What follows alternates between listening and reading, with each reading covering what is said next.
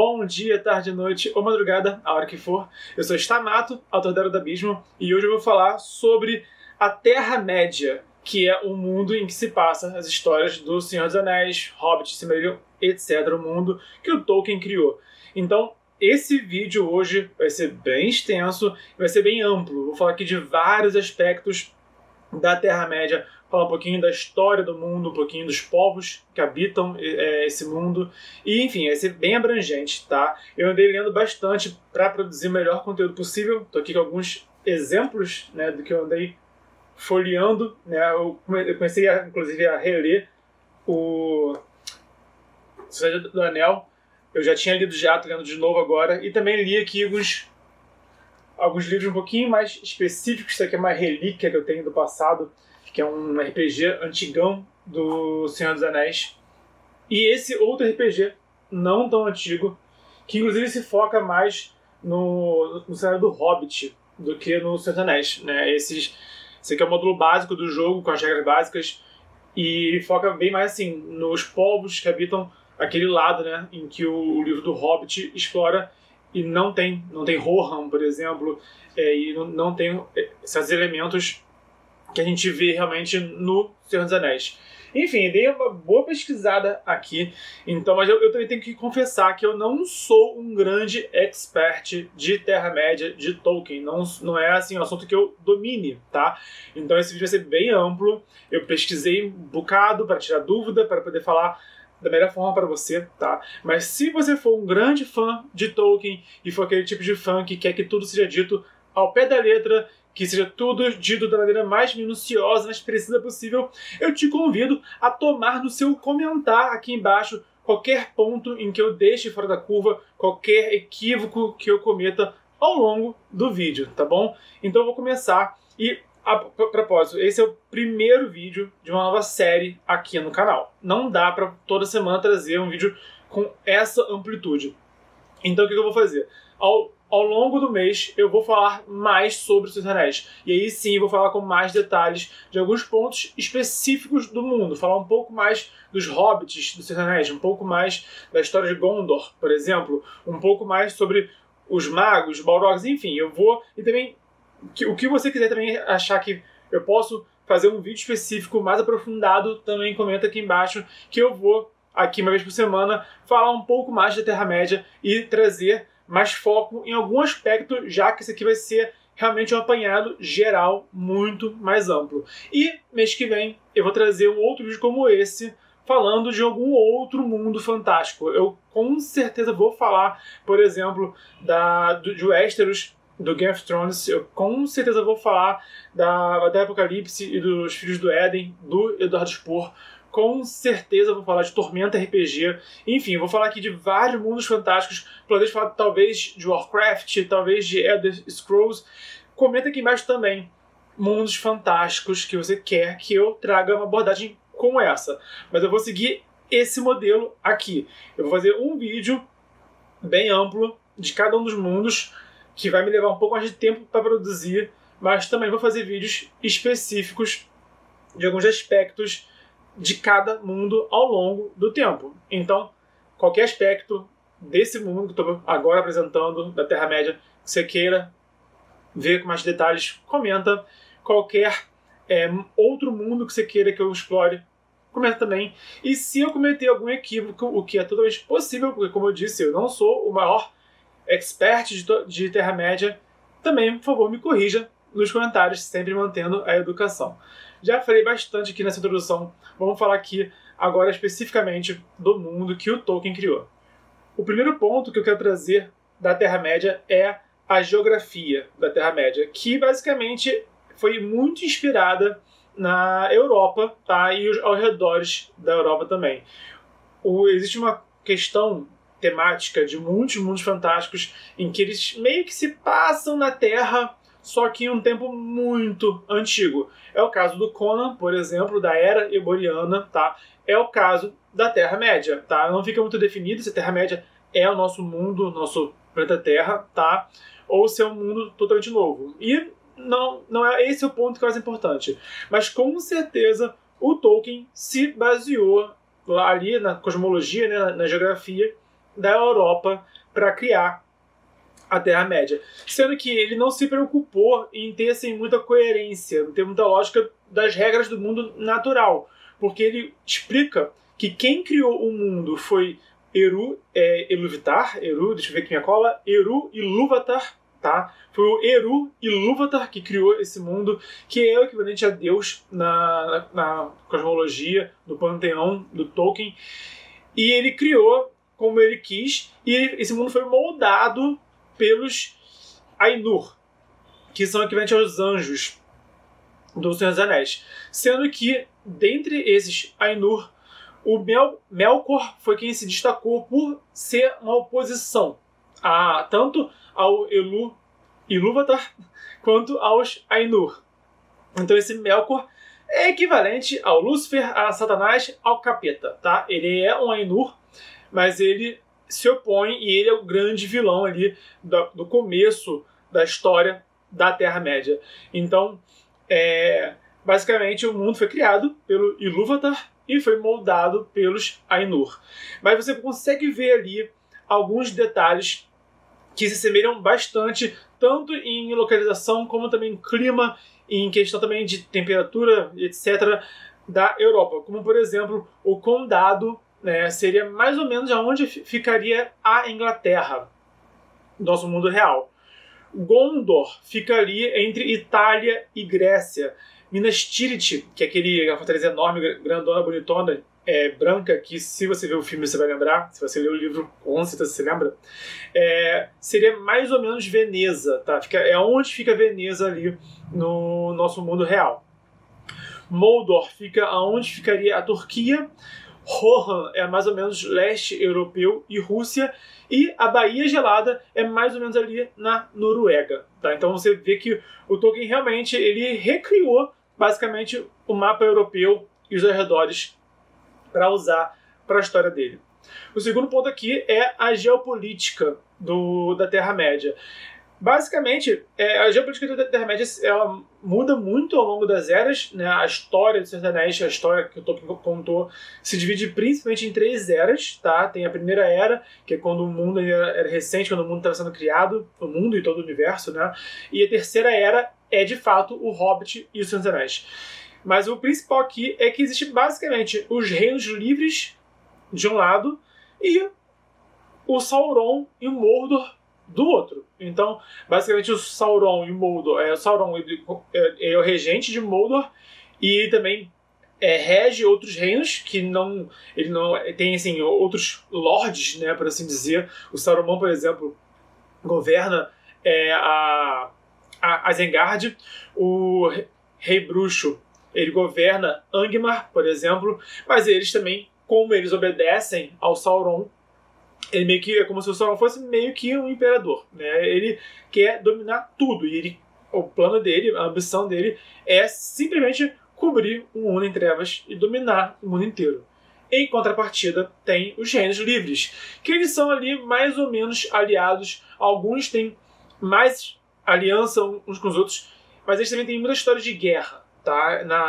Ao longo do tempo. Ao longo do tempo eles guerrearam muito, mas geralmente essa guerra era justificada como uma influência ou do Melkor, que ele se tornou Morgoth. O Tolkien dava muitos nomes para tudo, que tudo tinha muito nome. Cada personagem tinha muito nome, cada reino tinha muito nome, cada item tinha muito nome, mas enfim. Mas esse Melkor, depois que ele caiu, né, pro lado negro, ele passou a ser chamado de Morgoth e ele influenciou muitas guerras. E o Sauron, que era servo dele e ficou no lugar dele depois, também corrompeu os povos. Então, geralmente, tudo que acontece na Terra-média é justificado por influência do Morgoth ou do Sauron. Mas, basicamente, a geopolítica é reinos livres, que são ali mais ou menos aliados, já tretaram antes, mas na hora do vamos ver, na hora que o mal ataca, eles se unem, eles deixam essas diferenças de lado e cooperam entre eles, tá? Mesmo de mau gosto, mesmo contra a vontade, mas eles cooperam entre eles. Né? E do outro lado tem Mordor, né, que o Sauron governa, e também os reinos que o Sauron já dominou de alguma forma. E a cultura da Terra-média é essencialmente Europa medieval na veia. A gente tem assim muita influência anglo-saxônica, tem muita influência assim nessa região mais britânica mesmo. O Tolkien é britânico, né? Então é muito assim aquela magética da Europa medieval assim clássica. E ele molda assim, por exemplo, Rohan é muito inspirado no que a gente tem assim nos escritos de Beowulf, né, na magética anglo-saxã, com a diferença que os Rohan são os senhores dos cavalos. Os Rohans têm uma cavalaria muito poderosa e eles são muito bons em cavalgar e em tratar com cavalos. Isso não era, né, algo comum já quando a gente vai ver assim, as inspirações que o Tolkien usou para moldar Rohan, tá? Então ele acrescentou, né, esse plus, né, ele basicamente se inspirou neles, né, na lenda de Beowulf, etc. Ele deu essa inspiração, mas acrescentou ali os cavalos para dar essa característica bem singular a Rohan, tá? Isso ele fez muito inteligente. Então, mas essencialmente é isso, é Europa medieval, e tem algumas variações, mas geralmente esses povos que fogem a esse padrão, eles são citados, eles são assim, uma nota de rodapé, sabe? Eles participam muito pouco, eles aparecem muito pouco, né? Então o Tolkien, ele não terminou de criar a Terra-média, tá? Ele tem muita coisa que ele só cita e fica ali, existe, mas não ganha profundidade. É comum em qualquer world building até hoje, sabe? É impossível você criar, uma pessoa só criar um mundo inteiro, não rola, sabe? Basicamente. Então, mas quando você pensa em Europa, em Terra-média, na cultura da Terra-média, é bem pautada na Europa medieval, na cultura celta, na cultura cristã também. Tem um diálogo muito grande entre essas referências, tanto culturais quanto mitológicas. E o nível tecnológico da Terra-média é, novamente, Europa medieval na veia. Basicamente, infantaria, né, barreira de escudo, cavalaria. Né, o aço é algo bem comum. Né, você vê que todos os povos ali sabem forjar o aço. Tá? Eles têm esse nível tecnológico meio equilibrado. Né, e eles têm... Geralmente eles têm armas de cerco. Tá? E, bom, você tá, e constroem castelos e muralhas. Tá? Então, basicamente, esse é o nível de tecnologia que se tinha na Europa medieval. Você sabe forjar, eles sabem forjar o aço, né, sabem trabalhar com metais, sabem construir ali umas armas de guerra e sabem erguer muralhas e fortalezas para se proteger. No filme aparece pólvora, e assim, é uma coisa que dá pra ver assim, que ainda é muito avançado, tá? E muito ainda rústico, né? Tem aquela cena clássica que aquele orc pega uma dinamite e estoura um muro, né? E é a única vez que o Legolas erra na vida dele, né? Pegaram um orc mais imortal que tinha e vai lá porque o Legolas vai te matar no caminho. Então, é aquele orc que o único orc que flecha que o Legolas não mata de uma vez só e ele consegue estourar com uma dinamite a muralha que eles estão protegendo, né? Então, mas assim, não tem, por exemplo, arma de fogo ainda, né? Tem uma dinamite, olha lá, sabe? Isso tem no filme. Confesso que eu não lembro se isso tem nos livros. Eu tô relendo e quando eu reler eu vou ter certeza, tá? Mas se tem pólvora, é o máximo que chega, né, de tecnologia, de uso tecnológico.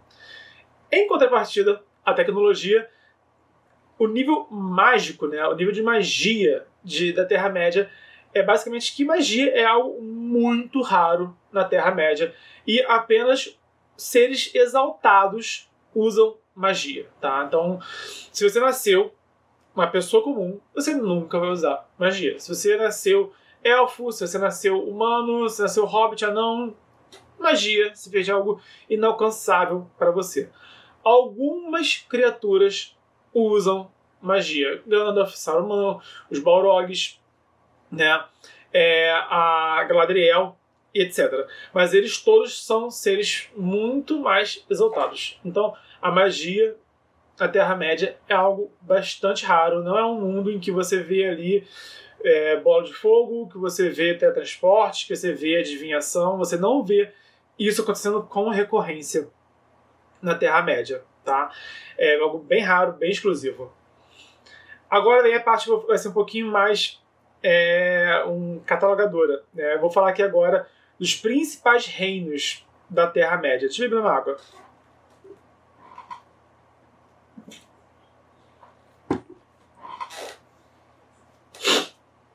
Bora. Eu vou listar agora os principais reinos da Terra-média e quais são os povos que governam esses reinos. E vou falar assim, um pouquinho mais de algumas referências que a gente pode ter, né, para você lembrar um pouquinho mais claro, porque só ficar falando um monte de nome aqui não diz nada, né? Vou falar os povos, os reinos e alguma referência ali dos mais importantes. E também falar quais que são citados, em alguns que acabam sendo citados, mas também não aparece muita coisa no livro. Vamos lá. Os reinos humanos, dos homens. Temos principalmente Gondor, tá? É um dos principais reinos humanos da Terceira Era, pelo menos, né? Gondor, que é o local assim, que eu particularmente acho mais notório de Gondor é Minas Tirith.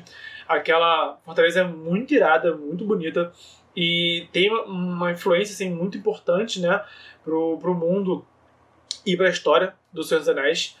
Rohan também, que é da onde vem o Boromir e o Faramir, né, que também se destaca também pela cavalaria, né. Você pensa em cavalaria em Senhor dos Anéis, você pensa em Rohan. Esgaroth, que é a cidade do lago que a gente vê no Hobbit, tá? Aquela região ali do Hobbit, ela foi muito destruída pelo Smaug e um dos lugares que sobrevive a duras penas é Esgaroth, até porque Esgaroth tinha um comércio muito forte com os elfos, que também foi perdido por causa do Smaug. Então, aquela cidade do lago que está em decadência que a gente vê no Hobbit é Esgaroth. O Vale foi o reino que foi destruído pelo Smaug e depois ele foi refundado pelo Bard. Então, no Hobbit é um reino que não existe, ele foi destruído, mas durante o Senhor dos Anéis, né, presume-se que o reino foi reerguido e agora o Bard se tornou o rei, né, o regente dessa cidade, o reino, não sei dizer agora se é uma cidade independente ou se é um reino por si só. Tem Bree, que é uma cidade independente, que é onde os hobbits do condado, né, da Sociedade do Anel, encontram o Aragorn, tá? Que também é uma cena assim, que eu me lembro muito, eu vi esse filme no cinema, é o que, 99, né? Eu era adolescente, tava terminando a minha pré-adolescência, e Bree eu lembro muito daquela cidade meio chuvosa, né? Bem lamaçada, e os espectros perseguindo os hobbits, então aquela sequência do filme Senhor dos Anéis é muito boa. Mas é uma cidade independente, é uma cidade que tá ali meio perdida no mapa. O que era muito comum, gente. Sabe, até hoje a gente tem lugares que a força da lei não alcança com clareza, sabe? E tem muitos lugares que são meio largados, né, as traças no mundo inteiro, tá? Era medieval, que a gente tinha menos tecnologia, isso acontecia mais ainda. Então tinha ali a cidadezinha que teoricamente pertencia ao reino, mas ninguém ia lá coletar impostos, ninguém ia lá cobrar muita coisa, então acabava funcionando de maneira independente, sabe? É o caso de Bree. Bree é uma cidade independente, que não está ali alinhada a nenhum grande reino que eu falei anteriormente. E tem as terras dos Bjorns. O Bjorn, que é aquele homem que se transforma em urso, né? Ele é meio que o rei daquela região, ele governa aquela região. E tem outros como ele que tem esse poder metamorfo, né? Esse poder licântropo de se transformar em ursos. Então é uma região ali que também acaba não é muito definida, tá? Porque o próprio Bjorn não é um rei, ele é meio que um sábio, um conselheiro, mas ele não rege, ele não impõe lei naquela região. Mas os Bjorns, eles reconhecem o Bjorn como autoridade, tanto que eles são chamados pelo nome dele, Bjorn. Então, ele também acaba regendo ali mais ou menos uma terra dele também. E, por fim, tem dois casos aqui que eu quero citar dos reinos humanos, tá? Que é Harad. Harad, que é um dos reinos que são pouco citados nos livros, não aparece, a gente não conhece assim, um grande personagem que é de Harad, a gente não chega a ver Harad, mas nós vemos os Haradrim, se não me engano, que eles chamam, né, esse povo, a gente vê na guerra. Aquele povo que chega com os olifantes na guerra são de Harad, tá? Então, se não me engano, fica no sul da Terra-média, e eles são humanos que sofreram influência de Morgoth no passado e hoje em dia sofrem influência do Sauron, tá? Então eles são também humanos, mas que sofrem essa influência e lutam ao lado do Sauron na guerra. Mas eles basicamente só aparecem nesse momento. Eles participam da guerra do Anel, mas a gente sabe pouquíssimo sobre eles. Mas eles marcam, né, a presença dele na história de uma forma ou de outra. E também o reino de Arnor, que é o reino do Aragorn. Enquanto a gente conhece a história, né, do Senhor dos Anéis, o Aragorn não tem reino, ele é um herdeiro sem reino, o reino dele foi destruído, e no final da história ele é coroado rei e ele reúne as terras de Arnor, tá? Então é um reino importante na história da Terra-média, mas que ao longo do Hobbit dos Anéis é um reino que não existe ainda, e o Aragorn ele refunda esse reino no final, tá? Ufa. Agora falar dos reinos anões. São 7 reinos anões, mas que a gente, de novo, conhece muito pouco. Quem se destaca é Erebor, que é das Montanhas Solitárias, que é do Hobbit, e também os anões das Montanhas Azuis e das Montanhas de Aço. Esses são os reinos que a gente sabe que existem, que a gente vê ali alguns personagens que a gente conhece um pouco mais a fundo, mas o Tolkien ele não se aprofundou muito além disso nos reinos anões. Ele fala, ele cita, mas não apresenta com clareza. Um exemplo que eu acho que é relevante é Moria, que é destruída. Então a gente conhece só as ruínas de Moria só, né? Então o Tolkien acabou ficando bem mais nos humanos e nos elfos. Falando nos elfos, os principais reinos élficos são a Floresta das Trevas, que é Mirkwood, se não me engano, Mirkwood em inglês, que é governada pelo Turanduil, é isso que se pronuncia? É o ator que fez o Rohan do Reino da Galáxia e que fez um dos vilões do Crepúsculo também, dos vampiros de Crepúsculo também. E é o pai do Legolas, tá? Então o Legolas vem da Floresta das Trevas. Então esse que é um canto já mais próximo das terras do Hobbit, né? Que a gente vê na história do Hobbit. Tem o Lothlórien, que é a terra que a Galadriel governa. Estou embolando o nome. Já é difícil falar, eu falo embolado. Né? Falar os nomes que o Tolkien escreveu são mais difíceis ainda. Vamos lá. Floresta das Trevas, tá? Que é de onde vem o Legolas. Lothlórien, que é o que a Galadriel governa. Tem os Portos Cinzentos, que pelo visto também não tem assim, um grande regente ali no meio, mas que é onde partem os navios que levam lá pro além, né, que é onde os elfos vivem, e onde os elfos vivem para sempre, basicamente. Então, no final do Senhor dos Anéis, né, outras pessoas vão para esse porto e vão com os elfos para esse mundo exaltado, paraíso, basicamente. Por onde eles vão para o paraíso. O Frodo e o Bilbo vão, né, com os elfos no final, e depois o Sam também foi, tá? Mas é basicamente esse porto que é muito importante para a Terra-média. E também Valfenda, que é governada pelo Elrond, tá? Então são principalmente esses 3 reinos que de fato são os 3 subtipos de elfos que a gente vê no Senhor dos Anéis, que é basicamente a linha ali do Legolas, a linha da Galadriel e a linha do Elrond. Temos também os hobbits que vivem no condado, tá? E é basicamente o condado é o único lugar assim que os hobbits são realmente mais concentrados, tá? Talvez exista, acho que existe ali um outro lugar onde vive hobbit, mas também não ganha muito destaque. Então, os hobbits eles passam despercebidos assim, na verdade, por boa parte do tempo.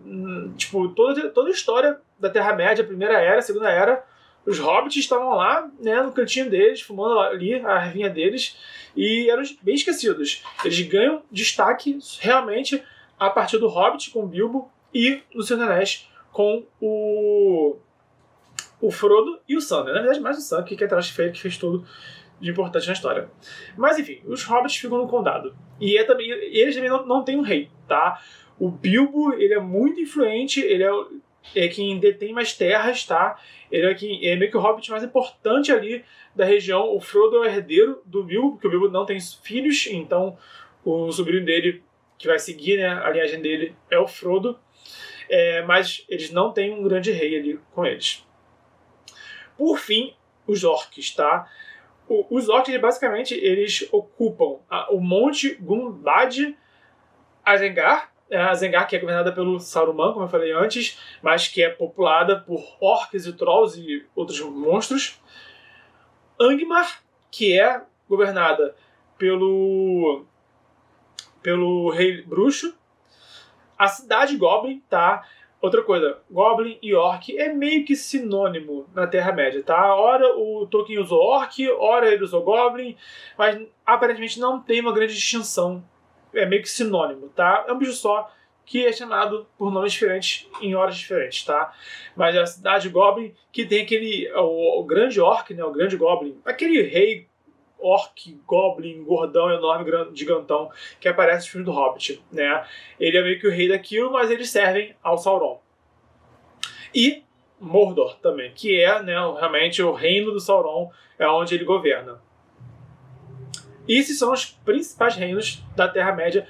E eu já falei um pouquinho aqui, mas vou relembrar os povos, tá? E para falar de povos, eu separei 3 categorias diferentes para falar dos habitantes da Terra-média. Basicamente tem os povos básicos, que são assim, os humanoides, que tem reinos, que tem uma sociedade entre eles. Os povos exóticos, tá? Que já são um pouquinho diferentes do que seria do que... Tipo, a gente tem, por exemplo, a Sociedade do Anel. A Sociedade do Anel é um bom referencial dos povos da Terra-média. Tem ali elfo, anão, hobbit, humano, né? E eles estão enfrentando os orcs, tá? Então esses são basicamente os principais, tá? Os povos exóticos já são os que são inteligentes, são sencientes, mas eles estão um pouquinho menos participativos da política, né? Do comércio, etc. Tá? E geralmente eles são também realmente eles vão além de simples humanoides. E tem também os povos exaltados. Esses são muito superiores, tá? São muito diferentes, mas ainda assim eles apresentam algum nível de inteligência, algum nível também de capacidade de socializar, tá? Enfim, vou listar eles agora. Os povos básicos, eu já falei são os humanos, elfos, anões, hobbits e orcs. Os humanos é o que a gente tem como referencial de pessoas normais, tá? Os elfos, eles vivem muito, né? Eles são possivelmente imortais. Eles são basicamente tudo de bom que Tolkien podia imaginar, tá? Eles vivem muito, eles enxergam muito longe, eles escutam muito bem, eles são ótimos artistas, ótimos guerreiros, ótimos em forja. Basicamente tudo que você poderia querer ser é um elfo, né? Dentro da mitologia do Tolkien. Então eles são quase celestiais, tá? Eles são basicamente um povo ali que eles são mais próximos dos Ainur, né, do que qualquer outro povo da Terra-média. Os anões, eles não foram criados pelo Ilúvatar, mas o Ilúvatar, ele apadrinhou, né, os anões. Eles foram criados por um outro Ainur, tá? E eles são basicamente a mão de obra, a mão que cria. Eles são ótimos ferreiros, são ótimos joalheiros, são ótimos em manufatura, ótimos com pedras. Então eles são assim, aquele povo que põe a mão na massa, tá? E são bons em trabalho pesado, são bons em esculpir, são bons em forjar ferramentas, enfim. Então esse povo assim, que acaba sendo até menos importante dentro da Terra-média. Eles participam com peso em toda a história da Terra-média, mas eles nunca tiveram uma era só deles, por exemplo. Os elfos governaram, os elfos são os mais importantes, né, dentro da Terra-média, assim, desde sempre, tá? E aí, a terceira era é justamente quando os elfos vão embora da Terra-média e os humanos passam a ser os principais governantes da Terra-média. Então, enquanto os elfos meio que governaram o tempo todo e agora os humanos vão governar, os anões estavam lá o tempo todo também. E são muito legais, sabe? Mas eles não são assim tão importantes. Eles ficam para sempre ali em terceiro lugar entre importância entre os humanos e os elfos, basicamente. E os hobbits são esse povo que é mais pacato, mais introvertido. Eles são assim, muito festeiros entre eles, mas eles não saem para o mundo, sabe? Então, eles ficam lá no cantinho deles, curtindo a vida pacata deles, a vida sossegada deles. Tanto que eles teriam sido assim, ninguém nem saberia que eles existem, tá? A grande maioria das pessoas não saberia que eles existem se não fosse o Bilbo, se não fosse o Frodo, se não fosse o Gandalf, né? Que foi, na verdade, foi o Gandalf que foi até lá no condado e arrastou o Bilbo e depois o Frodo para fora do condado, sabe? A verdade é essa. Enfim, então, os hobbits são já um povo, enquanto os humanos são basicamente o povo padrão, os elfos são semi-celestiais, né? E os anões são aquele povo mão na massa, aquele povo muito trabalhador, muito dedicado, muito que tem muito esmero, mas é um esmero bem bruto, né? O Hobbit já é um bichinho mais pacato, mais na dele, mas quer curtir a erva dele de fumo, que quer festejar e não quer se aborrecer. E os orcs, que são basicamente os vilões, né? Orcs são os nazistas, basicamente, tá? A gente, infelizmente, no mundo real, a gente tem essa mania de ficar criando inimigos, sabe? E vilanizando povos inteiros, né? No caso, e na ficção a gente pode fazer isso. Na ficção, volta e meia tem ali, né, um zumbi, um nazista ou um orc, tá? Que quando o Tolkien criou, cara, se é orc, você pode matar, que se não tá fazendo besteira, vai fazer besteira, então orc é tudo mal mesmo, sabe? E a origem dos orcs nunca ficou muito definida. No Silmarillion é dito que os orcs são elfos que foram torturados, foram deformados. Mas o Tolkien, ele não estava satisfeito com essa definição de orc, tá? Então a origem deles ou é um mistério, ou é uma versão corrompida, deturpada dos elfos. Os povos exóticos aqui, que são seres sencientes, mas que são bem diferentes desse padrão que eu apresentei agora. São os entes, tá? Que são aqueles povos o povo árvore, tá? Gigantes, que são citados, mas quase não aparecem. Espíritos do rio, que é um povo assim, que a gente sabe quase nada sobre eles. A gente conhece a esposa do Tom Bombadil e também a mãe dela, são as principais do povo do rio, dos espíritos do rio, mas rola aí uma referência, né, à lenda arturiana da Dama do Lago, mas sem muitos detalhes. Deixa eu ver aqui minha cola. Tá. Os Bjorns, que já falei antes, tá? Eles não são nem humanos, nem anões, nem elfos, eles são basicamente humanoides licântropos que podem se transformar em ursos, então eles são algo próprio, são uma raça por si só. Tem os wargs, que são esses lobos gigantes, ferozes e inteligentes. Eles são até mesmo capazes de falar o idioma comum, né, os outros idiomas. As aranhas inteligentes, tá? Os aranhas tem vários assim, seres inteligentes, tem vários animais inteligentes. Mas de todos eles, as aranhas se destacam porque elas vêm ali de uma ancestral em comum, que foi um monstro muito importante no Silmarillion, né, lá na Primeira Era. Então elas são as herdeiras, né, são sucessoras, são descendentes dessa grande aranha. Então são seres inteligentes, maus até o osso. O Tolkien, ele tinha medo de aranha, ele foi picado, ele se machucou quando era garoto, se não me engano. Mas ele foi picado por aranha, isso ficou tipo uma semana com febre, ele gerou assim um horror à aranha. Consequentemente, aranhas são monstros cruéis e malignos na obra dele, né? Mas de todos os animais inteligentes, acho que a aranha se destaca ali por conta disso, né? Tanto pelo Tolkien e como também essa grande aranha monstruosa, gigantesca que existia antigamente, tá? E os Trolls. Trolls que são versões deturpadas dos entes, tá? Enquanto os entes são feitos de árvores, né? Os Trolls são feitos de pedra, tá? Então são seres enormes, muito fortes, muito ferozes e implacáveis, e que viram pedra se forem expostos ao sol.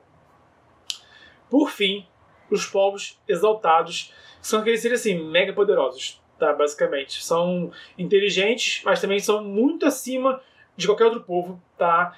E são realmente superiores a grande maioria que eu citei aqui. Que são os magos e os balrogs, tá? No caso, os magos e os balrogs, eles são Maiar. Eles são do... Até esqueci já. São do... Ainur, tá? Eles são do Ainur. Eles são... os Ainur são os anjos, né, dentro da mitologia dos Seus Anéis. Alguns deles vieram para a Terra-média. Os magos, no caso, foram 5 Ainur que vieram com o propósito justamente de destruir um anel que o Sauron criou. Tá?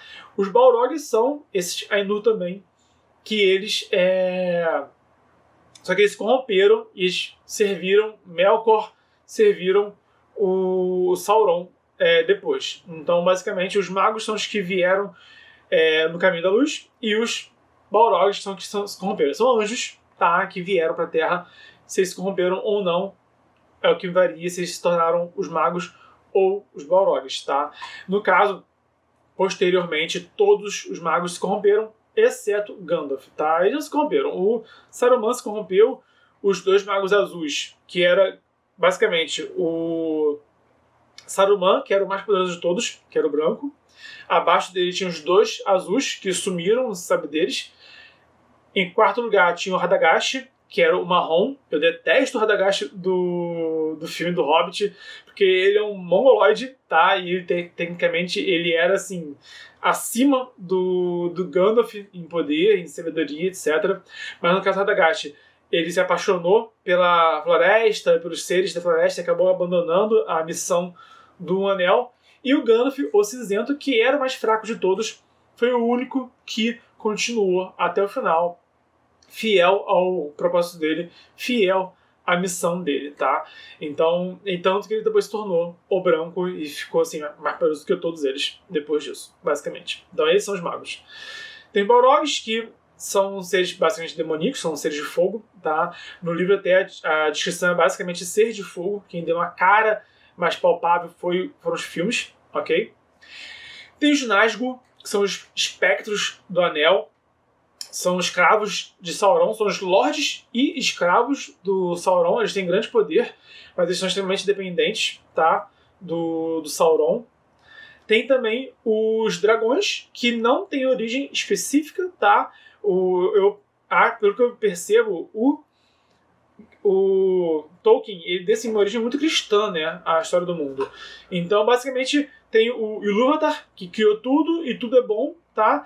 E aí, meio que o que foi criado de ruim foi a criação do Melkor, o Morgoth. E ele deturpou. Então, ele transformou os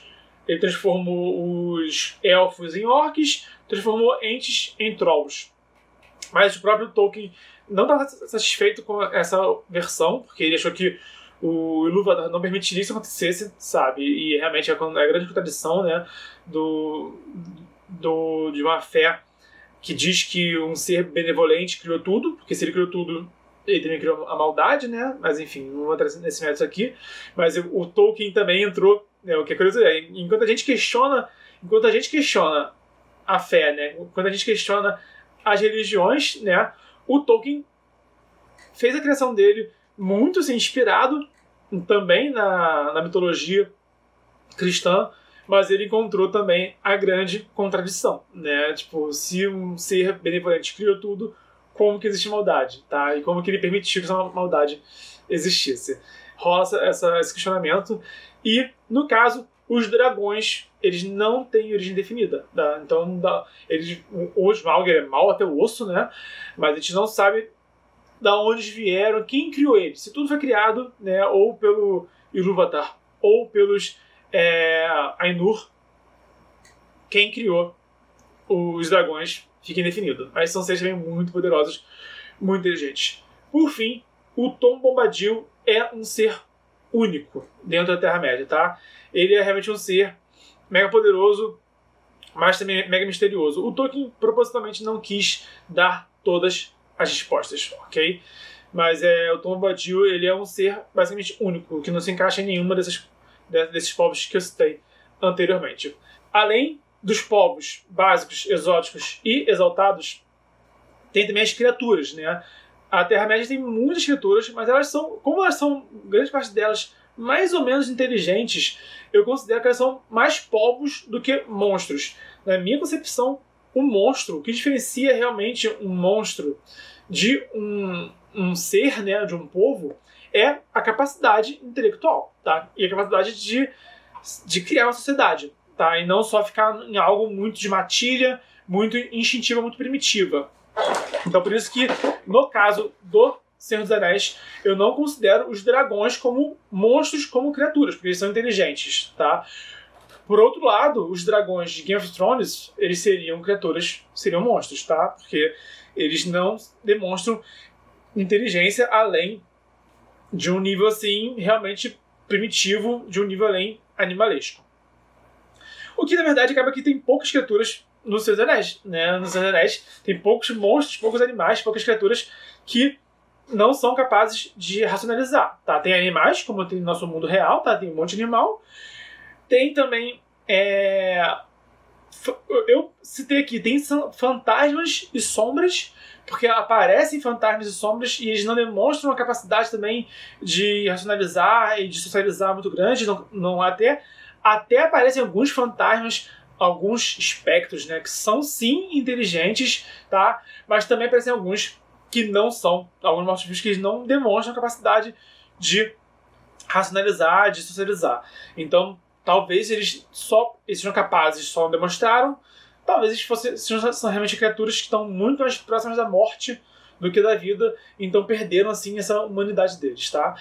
E tem também os dragonetes, aqueles seres alados, répteis alados que os Nazgûl montam. Aqueles seres, eles não chegam a ser dragões, são um povo, são uma raça, um ser diferente dos dragões, e eles não demonstram capacidade intelectual. Então, seriam um exemplo assim, que nós temos de monstros de criaturas mais notórios da Terra-média. Tá. Para encerrar, estamos chegando no final, eu vou falar do panteão, da cosmologia e dos principais fatos históricos da Terra-média, e aí eu encerro esse vídeo.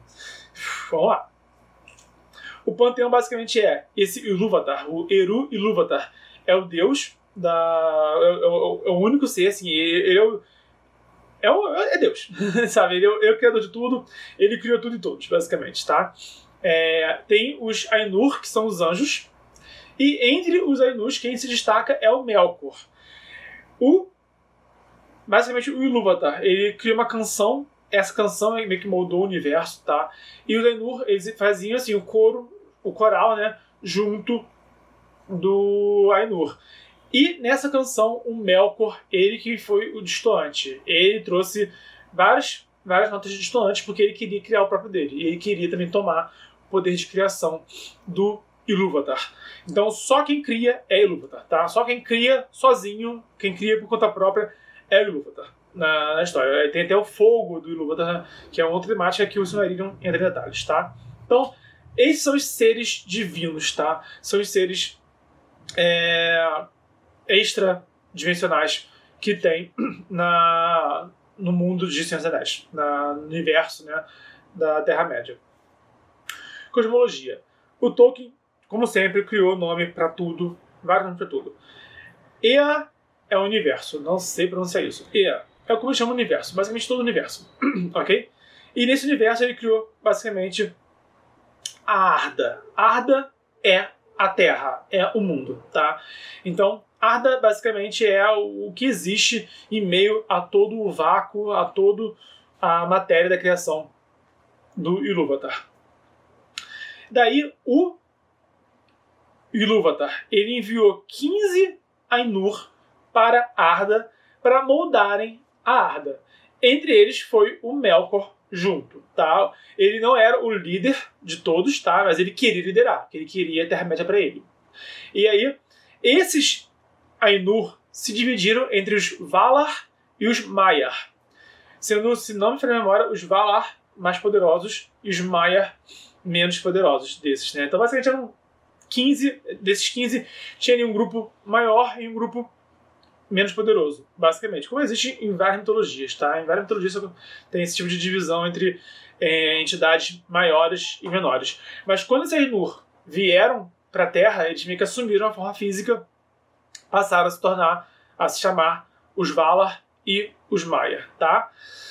Eles moldaram a Terra e basicamente o Melkor ficou tretando com eles o tempo todo. Até o Melkor traía eles, ferrava com eles, ele chegou a ser preso, chegou a ser solto porque perdoaram ele, acreditaram que ele tinha aprendido a lição dele.